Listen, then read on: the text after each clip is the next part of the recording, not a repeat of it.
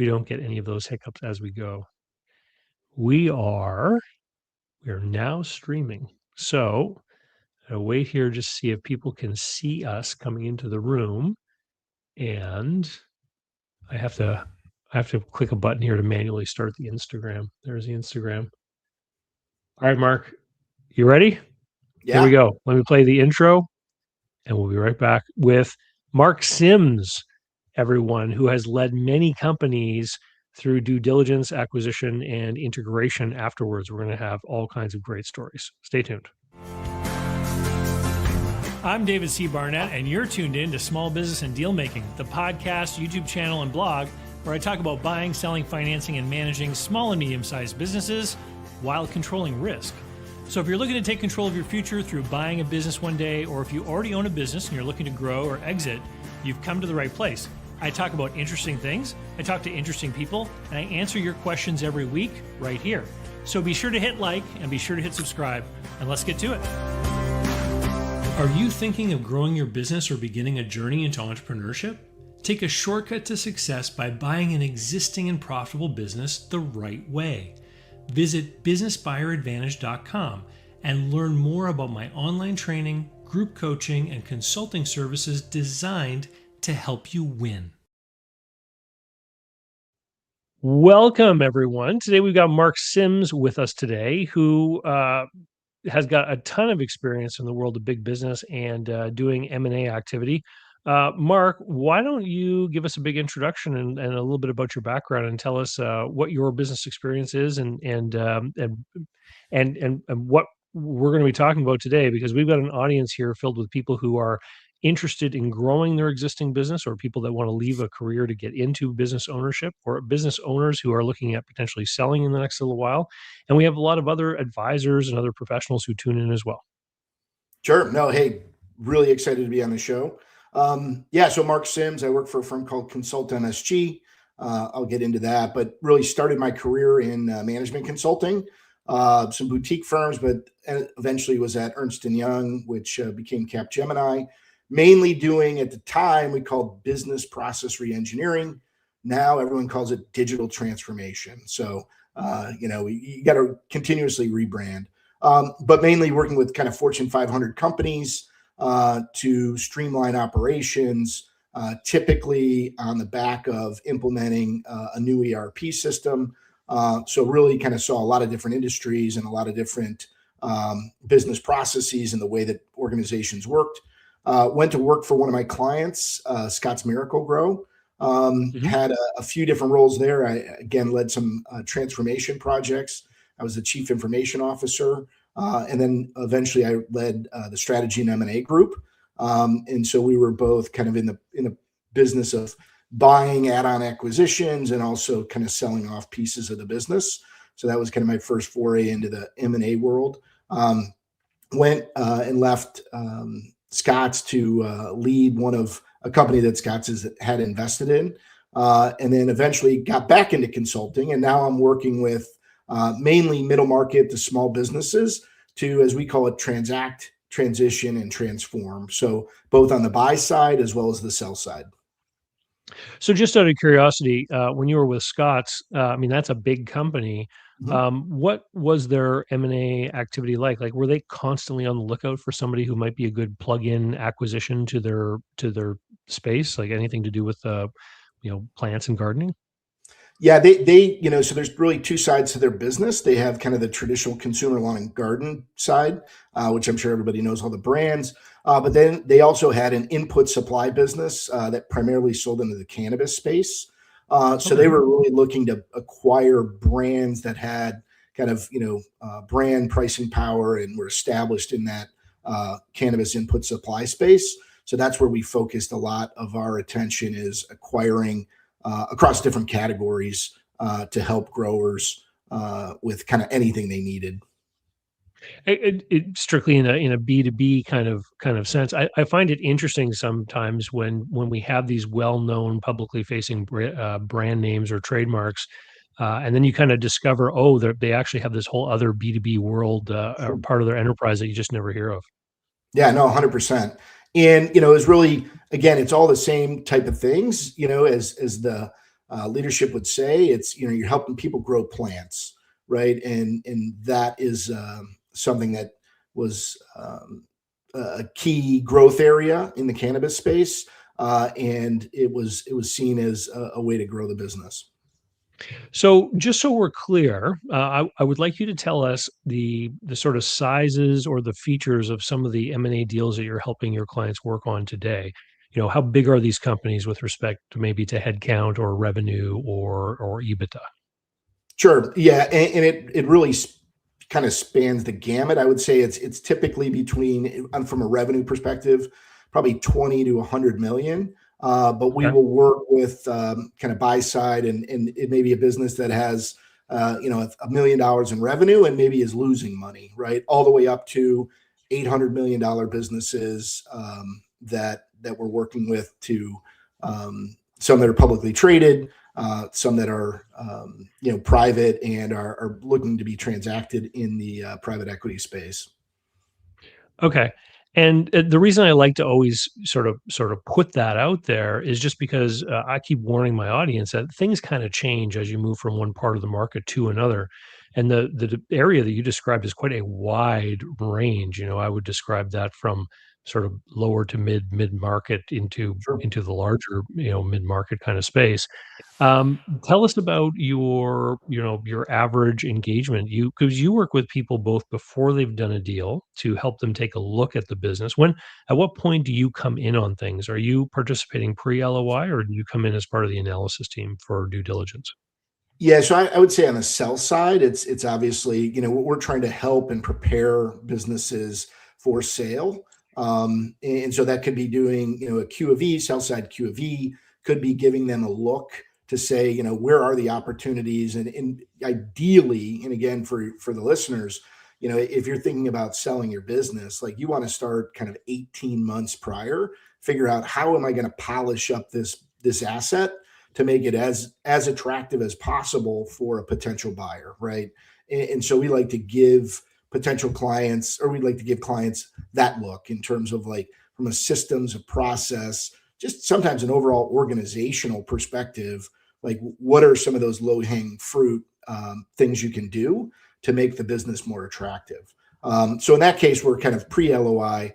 If we're working on the buy side, it's typically, the LOI has been completed and we're doing financial due diligence, HR due diligence, or IT due diligence as part of the transaction, and working as part of that broader team with the buyer.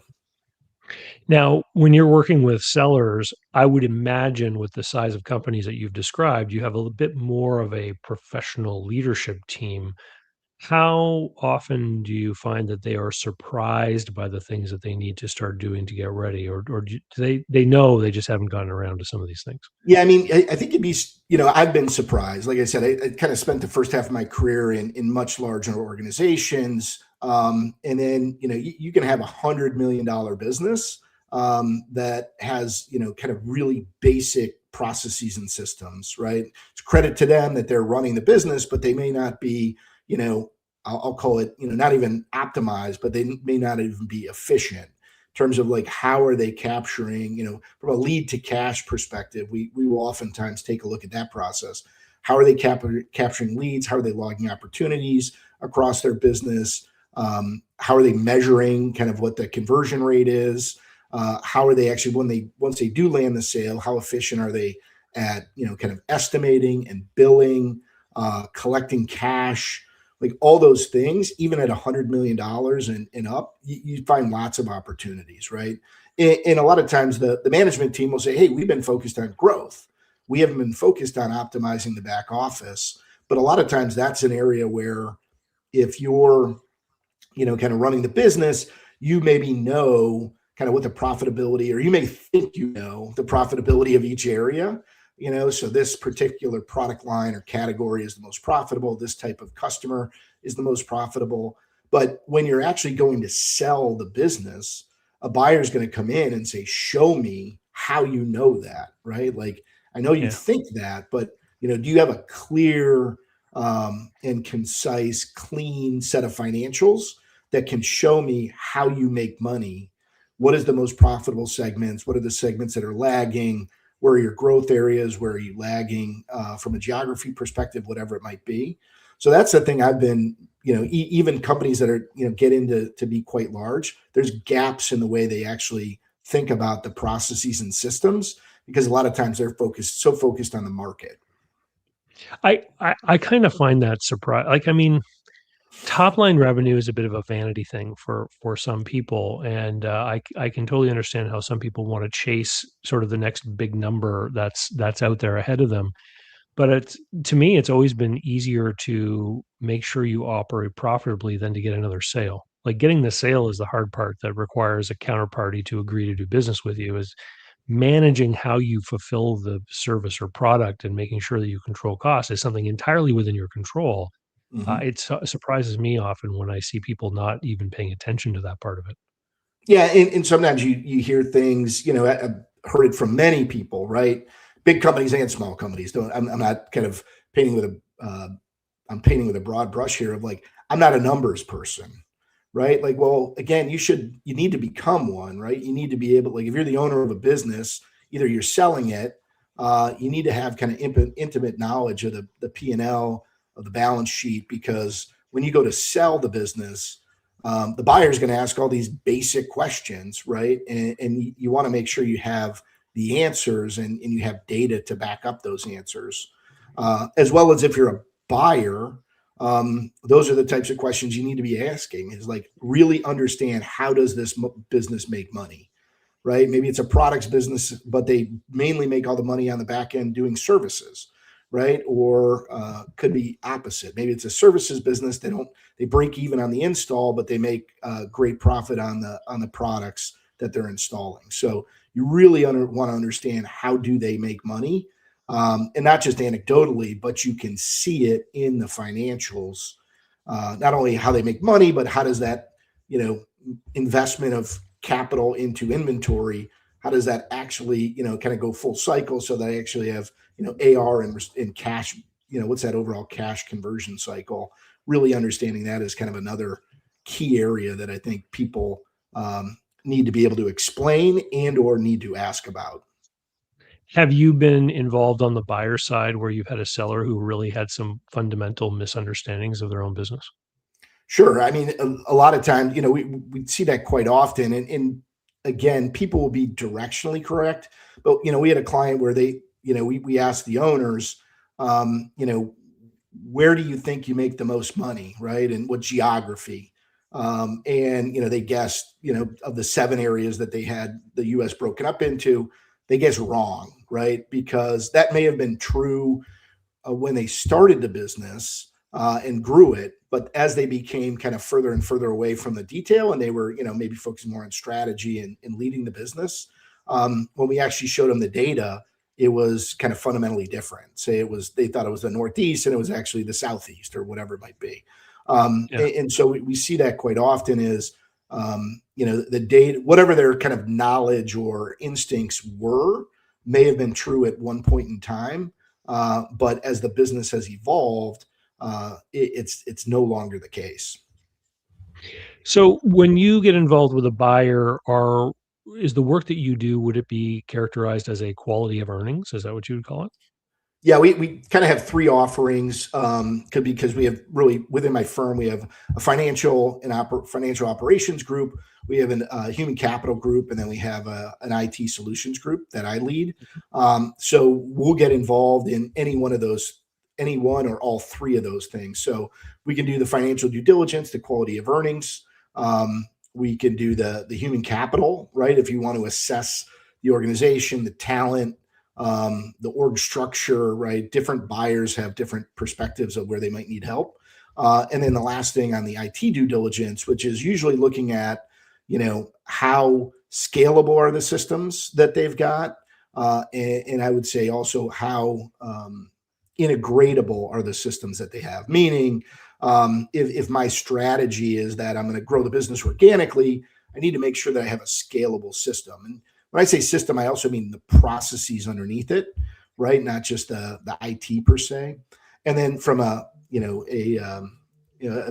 word I'm making up here, but the integration aspects of it, is an older system that if I'd made some add-on acquisitions in my industry, would I be able to merge those acquisitions Right. into my existing system, or would I need to move to a new system? And Well, so let's we like to give people a read on all those things, as well as cyber and spend and infrastructure, things of that nature. let's talk about this because in the world of in the world of small business, most small businesses are using some kind of off the shelf solution Sure. for IT, right? They have Google Workspace or Microsoft's equivalent, and they've got maybe a CRM system that they've bought from someone. Maybe it's industry specific, maybe it's one of the more general kind of ones out there. In this sorry, in the space that you're getting into, you probably run into people who've had some custom software to some degree that have been created over the course of time. You're talking about legacy systems. what what I often talk about CapEx with respect to big machinery and stuff of that nature, but there's a real CapEx sort of angle on IT and IT infrastructure as well. And I think that was really brought home by the Southwest Airlines shutdown a couple of years ago, Sure. where their software just could not accommodate the number of delayed flights, and they had to reset the airline by flying all the planes home. To me, it was just mind-boggling that they allowed themselves to get into that kind of position, by deferring upgrades to their IT for, I guess, decades or whatever, according to Yeah. the news. Can you talk a little bit about that? About how you assess that in a due diligence? Like what goes into that? Yeah, so again, we kind of look through a bunch of different lenses, but one of the lenses is what we call our core business applications. Like, so say it's a roofing business, right? So we want to look at from a roofing business perspective, what are the processes and systems that support the lead to cash process? So say it's maybe it's a residential roofer. So how are you generating leads? How are you tracking leads? How are you converting those leads to opportunities into quotes and sales?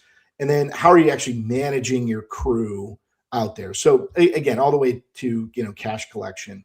But we'll look at and we'll do a map as part of our due diligence to understand for each of those major process areas, what system are they using?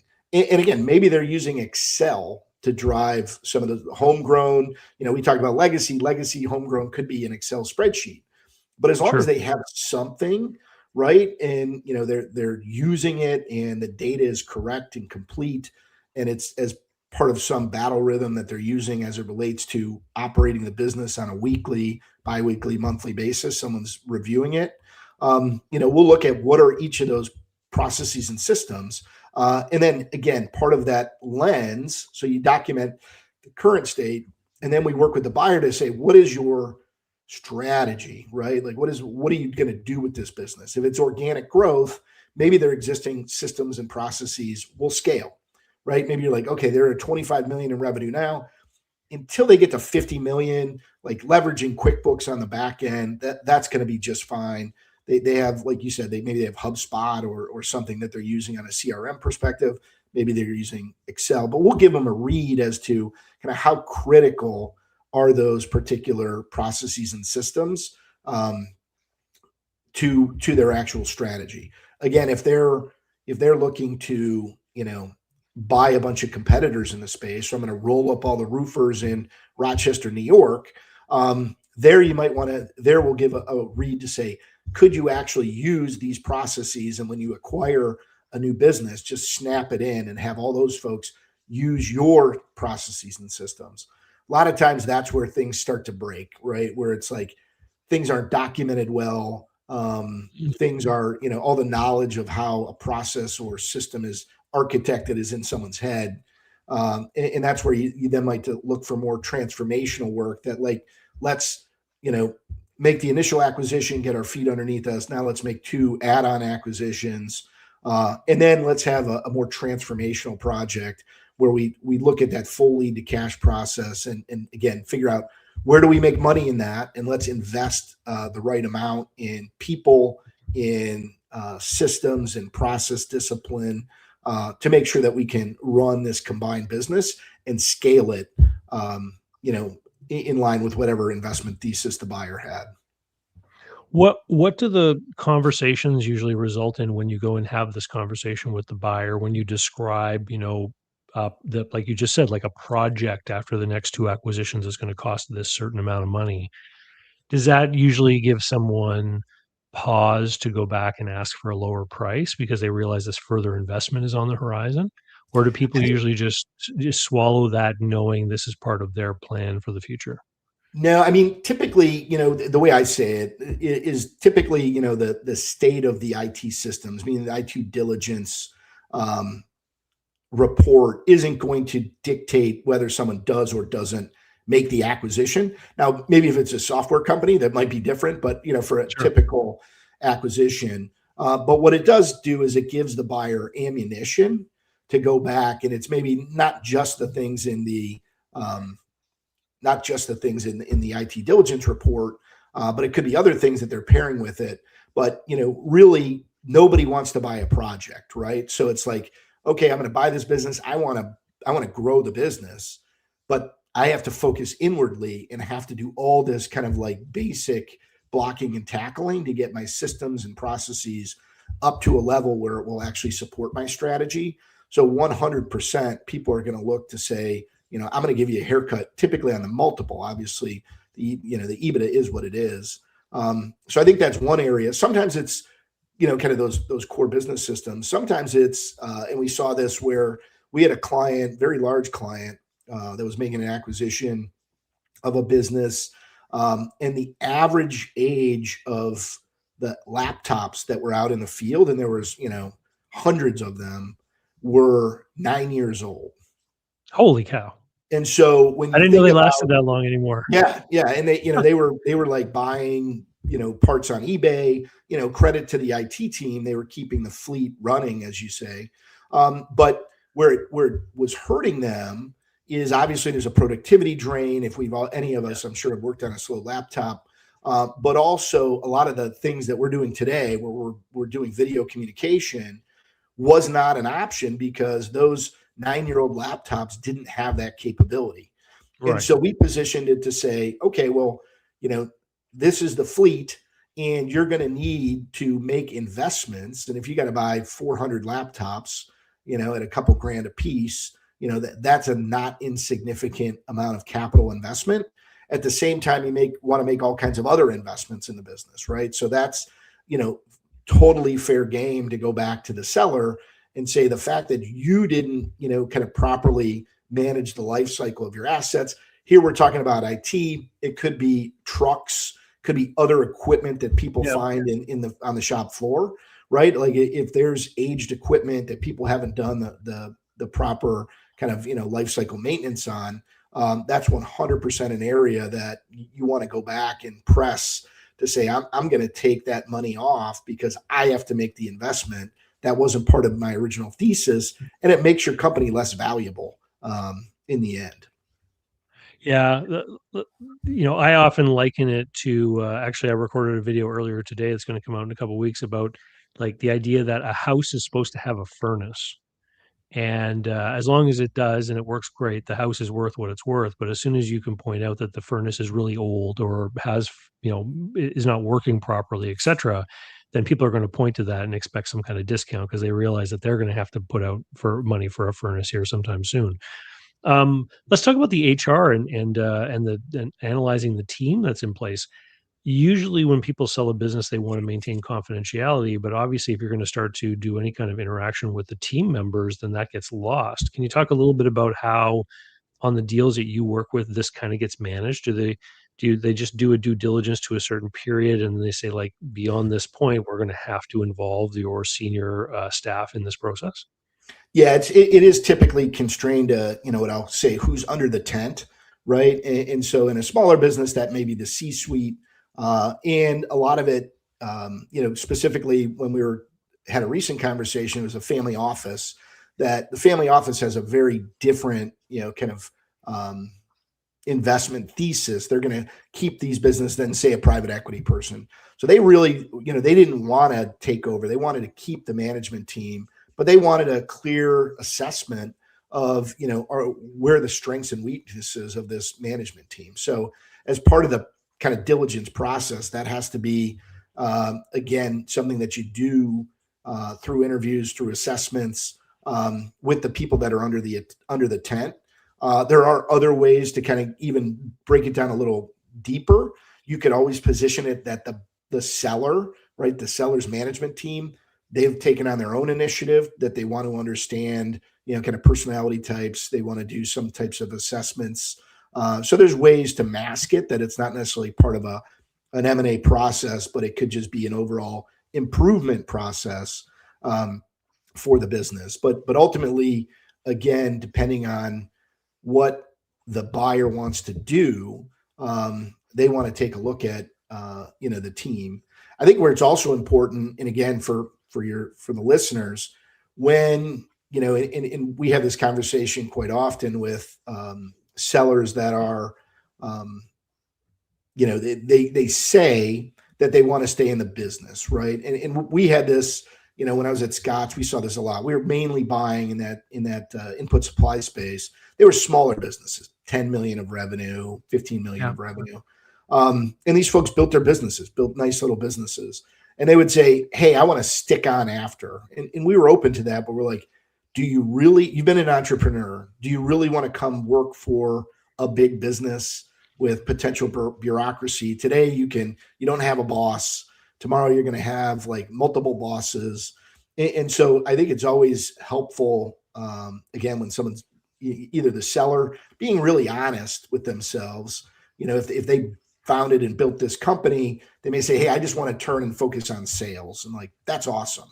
Right. But we see it time and again. And I think some of the stats will show within 6 months, a lot of times those kind of owner founders, they're out of the business because again, they don't want to be, answering to a boss because they've been the boss for 20 years and they built it, and they may fundamentally disagree with some of the things that the new management's team is doing. But they wrote a check and they get to decide, right? I've found that founders who want to sell and then stay in the business, who are successful in staying for any degree of time, usually are not staying on as the principal person in charge. They're usually putting themselves a couple steps below. So this would be the person who builds up the company and says, I'll take that sales job. Right.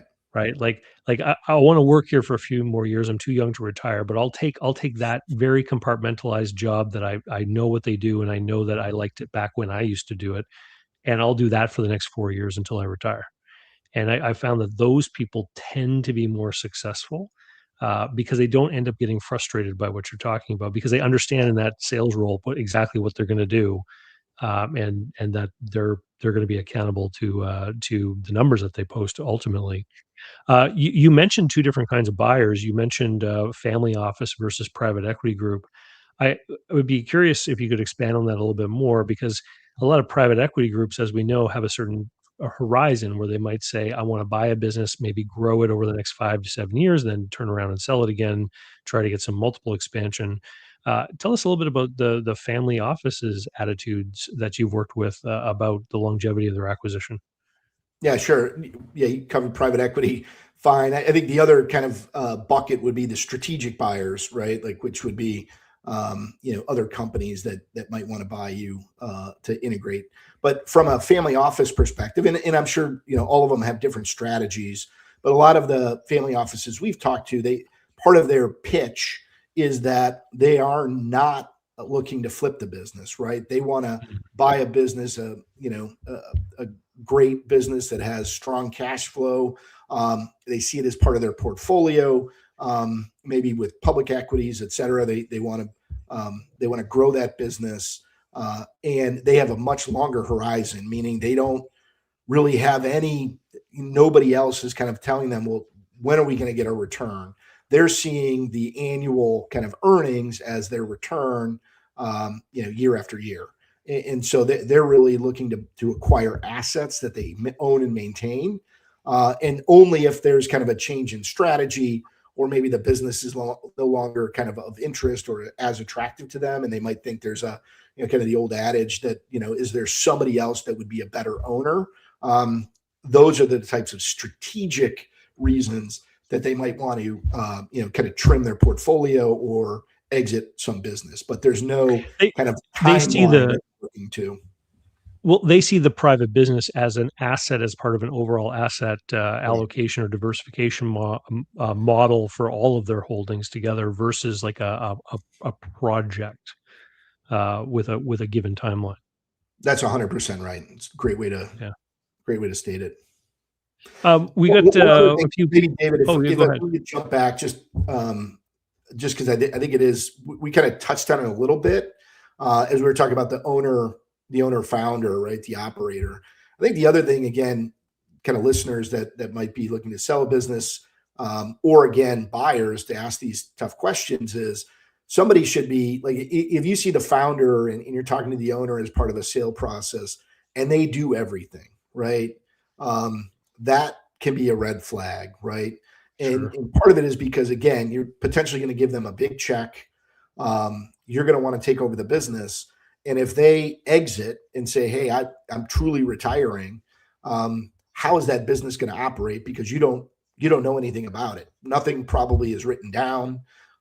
Processes are, kind of people driven, not, process driven.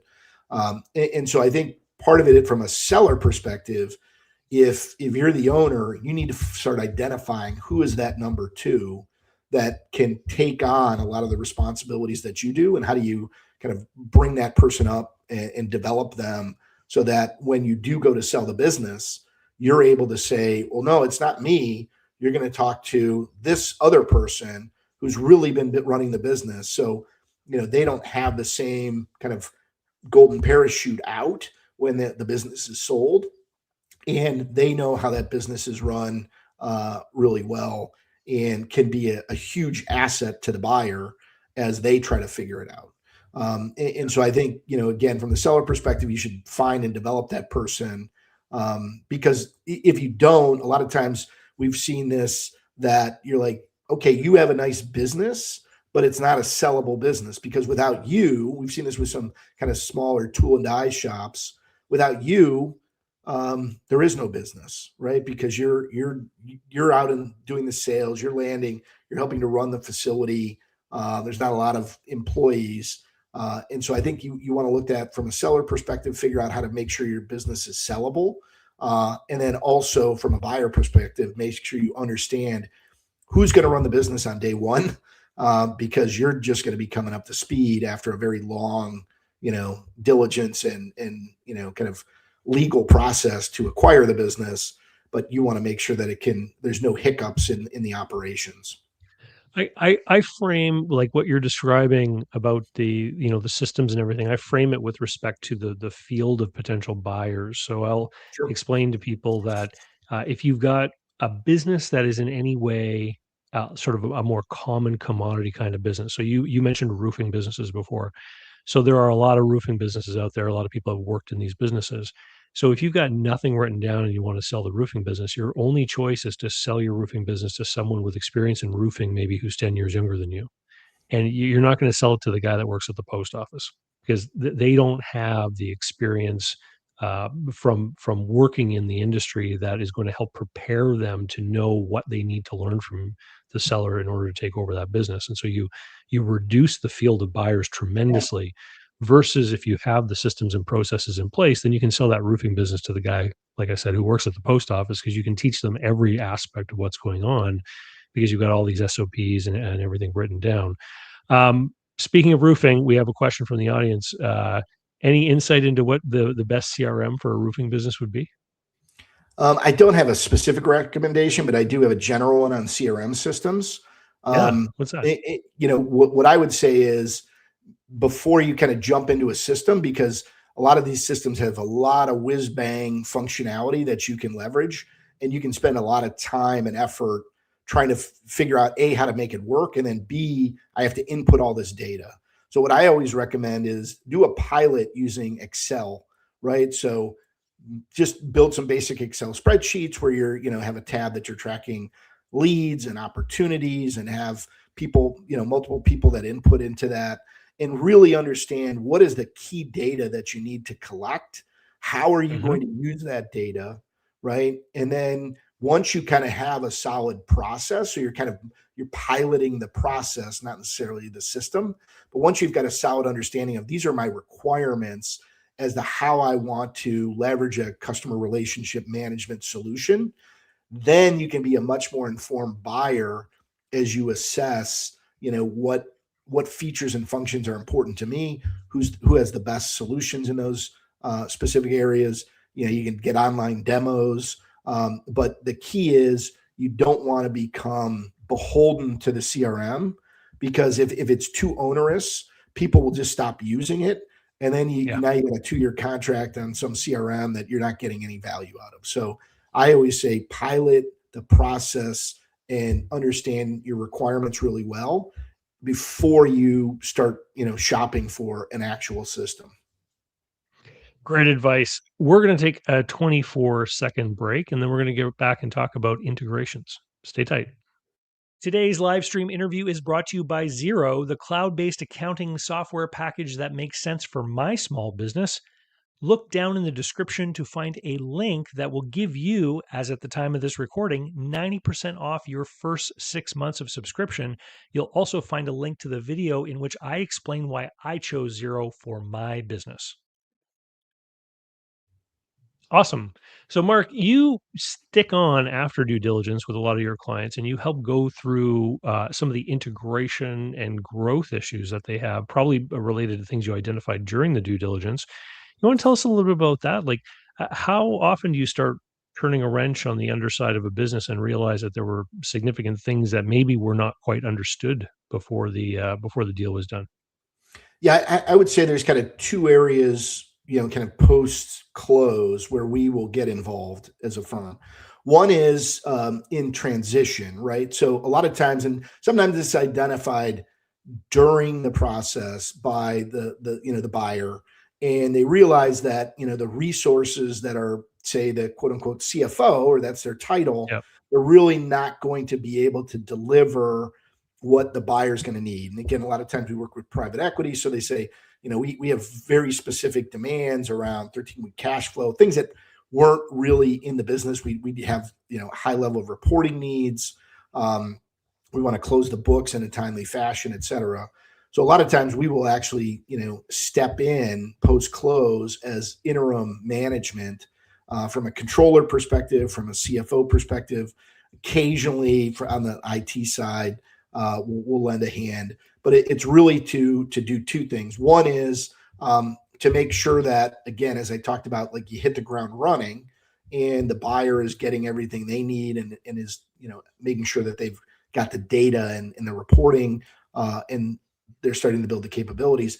The other thing that we will do is a lot of times, and again, maybe this was identified during diligence, a lot of times it was, where there's not a lot of solid processes, right?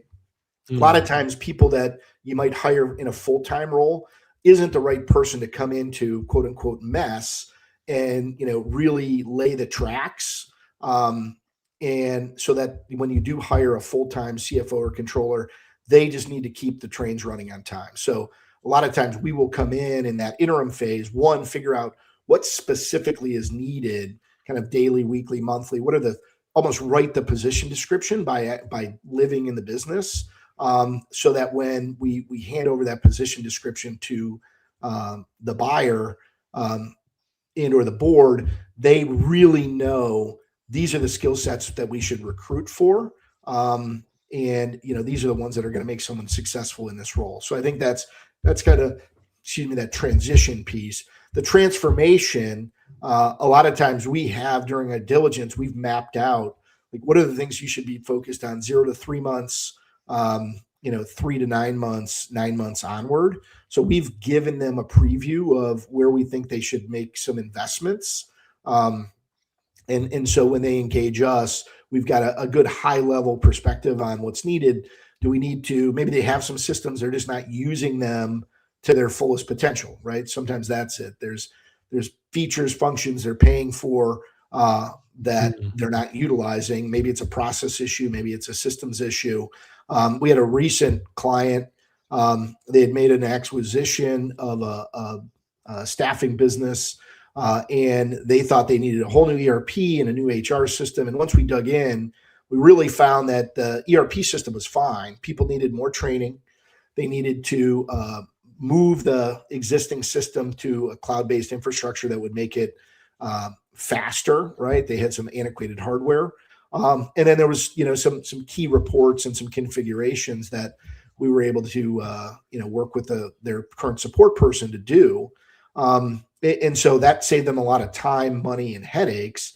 We did focus on implementing a new HR system because everything they were doing was really paper heavy for all the timesheets that came in from the field. So, it's not always about like having to invest in brand new things. Sometimes people do get, the bug and I just want something new. But a lot of times we will try to find as part of that transformation of how do we leverage your existing solutions and just, kind of optimize them. So that's where we're typically trying to just execute the roadmap that we had defined during the diligence period. I find, and I mean, my organization is just a few people, but I'm finding that at one time we had to subscribe to one piece of software for communication, another piece of software for project management, another piece of software as a CRM, and increasingly these different software packages are starting to bolt on these other features. They're all trying to be the one thing you need. And we recently actually made a decision to get rid of two things we were using, replace it with one thing that is, we're getting rid of like $50 a seat per month worth of stuff and replacing it with like a $7 a seat a Sure. month Yeah. worth of thing, right? And I can just imagine that as time moves on, it's just there's going to be more and more opportunities to look at this as the cost of this stuff gets driven down.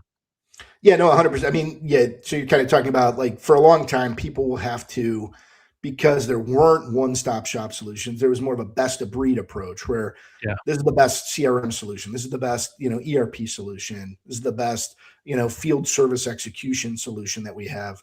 But as the software businesses are looking to expand kind of their user base, they're starting to build these integrated suite of products that, to your point, are only going to become more sophisticated. So it's always helpful when you have an integrated solution that you're not having to like tie the data from your CRM system and, either through Excel or some other means, marry it up with the data that you have in your, ERP system or your financial system. So all those things, hopefully the Excel, integration goes away as you start to leverage those integrated suites, more effectively. Let's talk about AI. Are you using AI in your business right now? We do. We use AI. I have lots of use cases where we use it. I mean, we always have, and I would encourage everybody to always have a human in the loop, right? So, it's well documented that, AI solutions can hallucinate, but whether it's kind of taking data and, you get kind of a mass of data and you're like, can you clean this up, parse it, put it into columns and rows so I can, utilize it more effectively. You used to have to use all kinds of crazy Excel functions to do that. Now you can Yep. have AI do it. But as it relates to the kind of generative AI, getting an understanding of, what an industry, what are some of the key pain points in a specific industry, getting an overview of kind of the growth rates of industries, et cetera, as you're about to engage with a client to understand their needs better and the pain points they might have. I think that's invaluable. When we talk to clients, a lot of it is about, one of the gaps that quite frankly exists is, what we've touched on throughout is like, they don't have a clean, trusted data source. So when you think about, AI, we all know like it needs data to be able to kind of learn and then, help. So if you were like, okay, let's turn my AP and have the AI agent determine who we're going to pay today or not pay. Well, unless you have a really clean, trusted data source that you can train and or have rules written down as to how you manage that particular function, it's going to be really challenging to turn that over. You can't really outsource a mess, right? Like if you don't have a handle on it, can't explain it, and you don't have the data to train a model. But what we do encourage clients to do is they should always be looking, where do they have a lot of data, right? So there could be specific use cases where we have a tremendous amount of data about, something specific to our business. That could be something they could leverage. Or maybe there's just use cases in marketing. How do I generate more effective kind of business to consumer leads, copy? Same thing on a B2B perspective. How do I do things faster and maybe more efficiently? And then obviously on the coding side, there's tremendous things that are happening with coding. Although you do have to have some knowledge to be able to actually implement what the AI agent produces. There's, with respect to this generative AI, I mean, there's a lot of people talking about how it can create things and, make certain aspects of many people's businesses easier. But I find that what it's really doing for me anyway is it's allowing me as a non-computer coding person to be able to just access the raw computing strength of computers to analyze data without having to understand, how to write code or what have you. I did some amazing things by downloading a file with my entire calendar for the year. And I just started asking questions about number of hours a week I was meeting with this person or that person, number of hours number of hours of meetings that had this in the a certain string of characters in the name of the meeting and things like this, just to try to get an idea of where my time was being spent. And while I can go and see it very easily each week at a time when I flip through, like just being able to query it in that way, I Sure. find it was incredibly useful. Some of the eye-opening things I discovered. Yeah, one of the great use cases that, again, I kind of touched on a little bit, but I would say, any of the folks is, I call it a parking lot report, right? So whether you're about to go into a meeting with a potential client and maybe you know a little bit about their business, maybe you don't, you can develop some prompts that are reusable where you start to talk about, okay, here's this potential client's website. Here's the industry they compete in. Here's the geography where they are, right? Like, give me a synopsis of, again, what are their core pain points, most likely given their industry, geography, et cetera. The principles, a lot of times people list their executives on the website, or you can find them on LinkedIn. Have they worked at any businesses where maybe I've overlapped and worked?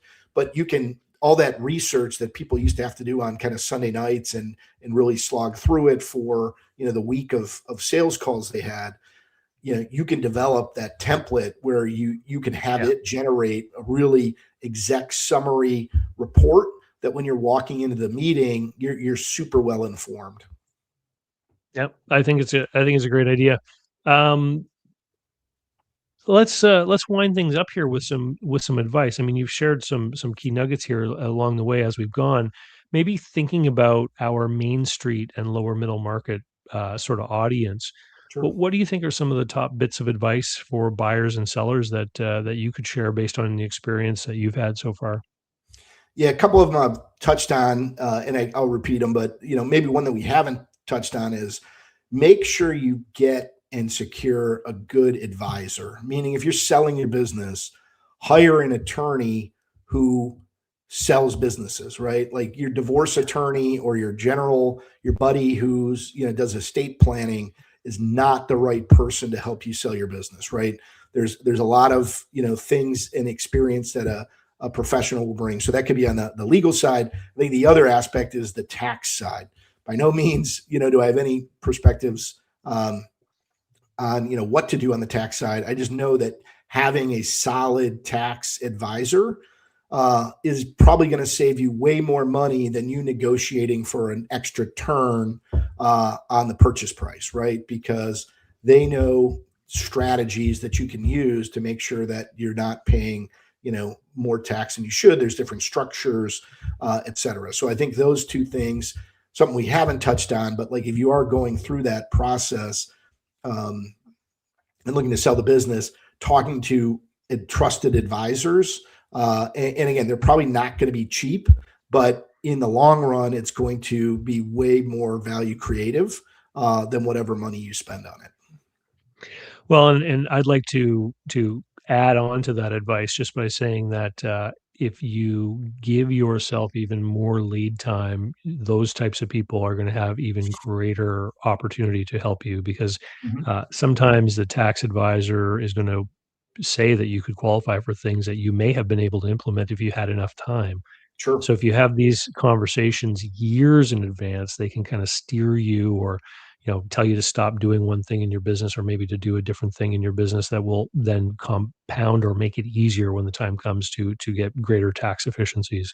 Um, and to your point about the attorney, this often happens with CPAs. People will start off a business as a small business. They'll work by themselves. They'll get the local CPA, and that person will help them do tax returns or financial statements just great.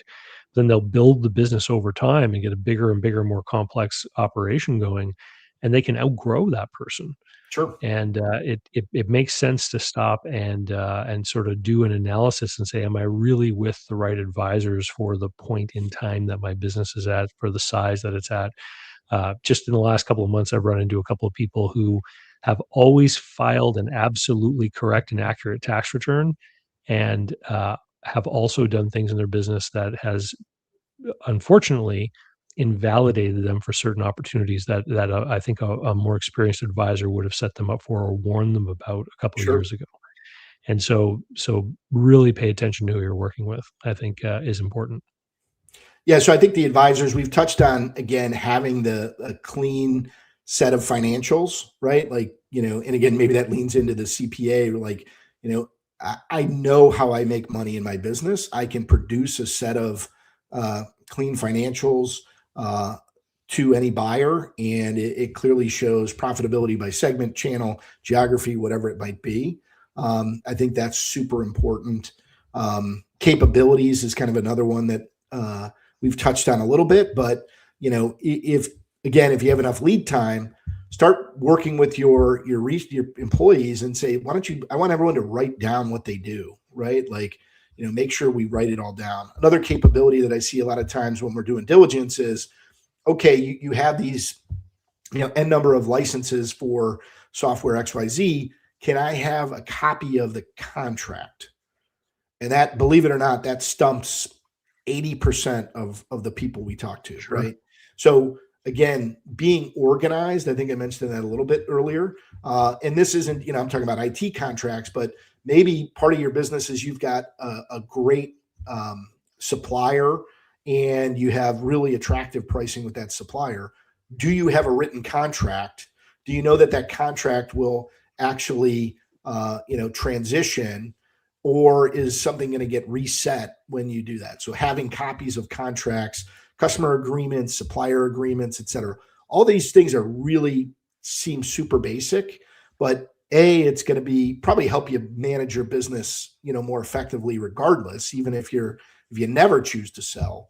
But when you do go to sell, having these things available is again, it instills in the buyer that, wow, these people are organized. I can trust the things they're telling me. I don't have to work really hard to figure out how they make money and patch together all these different spreadsheets they've given me.